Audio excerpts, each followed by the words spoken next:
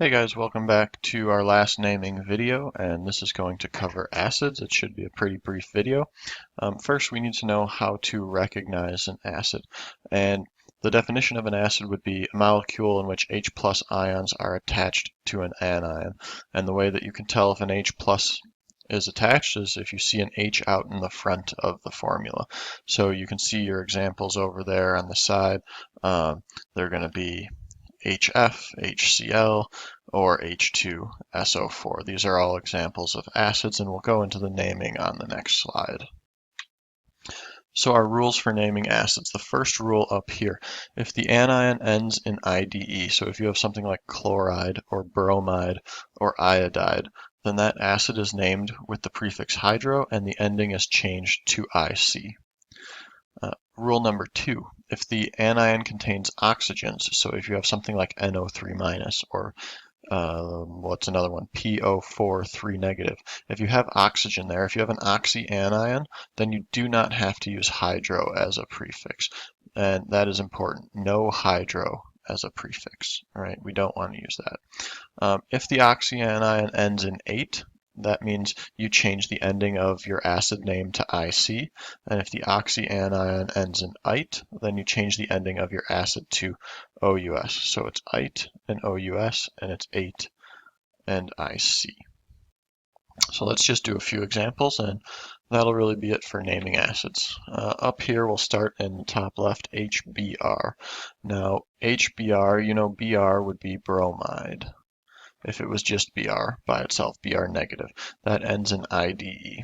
Since it ends in IDE, we need our prefix hydro, and then we change the ending of your bromide to IC, so you change it to bromic. So this would become hydrobromic acid. And there we go. We have successfully named our first acid. If we look down here at H2S, again, S is going to be your sulfide ion. It ends in "ide", so you need to attach the prefix hydro. So we have hydro, and then we change our IDE ending here to IC, so it becomes hydrosulfuric acid. All right, now let's look at one with an oxyanion, SO3. We need to know the name of that oxyanion to determine how we change the ending of our acid. And SO3 would be our sulfite ion. And since it ends in ITE, we want to make sure that we use the proper ending for our acid. We also know that we do not need the hydro prefix because we have this oxyanion. So we're going to drop that hydro, and we're just going to start by naming this anion right here, which is our sulfite. So we're going to write sulf, and then we have to change this ITE ending to either IC or OUS. Because this is ite, we're going to change it to OUS, and it's going to be sulfurous acid. Right, and it'll take a little bit of getting used to how to know it's not sulfus. You don't just change this to OUS. It's not sulfus acid. You have to actually add your UR back on and make it sulfurous or sulfuric acid if this was going to be SO4. All right, now let's work to get our formulas. Hydroiodic acid. Because we have this prefix hydro, we know we do not need an oxygen in our formula. So we can start by writing our H, and then iodic would be iodine, right? That's our iodide ion, and it actually just becomes HI. Hydrogen, the hydro part is 1 plus, and the iodine part is 1 minus, so those charges cancel out, and we're left with just HI as our formula. The next one, phosphoric acid. Without that prefix hydro, we know we're going to have some sort of oxyanion here. So we need to have our H. We have some amount of H's. We don't know exactly how many yet.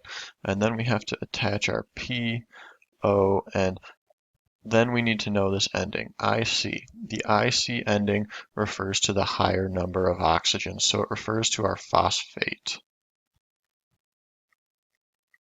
ion. So this IC tells us that we have our ATE ending here. So we know that the phosphate ion would be PO4 3 negative. So that means we have 3 negative charges here to cancel out. And if each hydrogen is worth 1 plus, that means we're going to need 3 of them to cancel out these 3 negative charges from our phosphate ion. And the last thing that we're going to do here is attach the PO4. We want to make sure that that ATE is properly represented with the highest amount of oxygens. In this case, it's the PO4 ion. Okay, our last example that we're going to go through, nitrous acid. Here we have the OUS ending instead of the IC ending.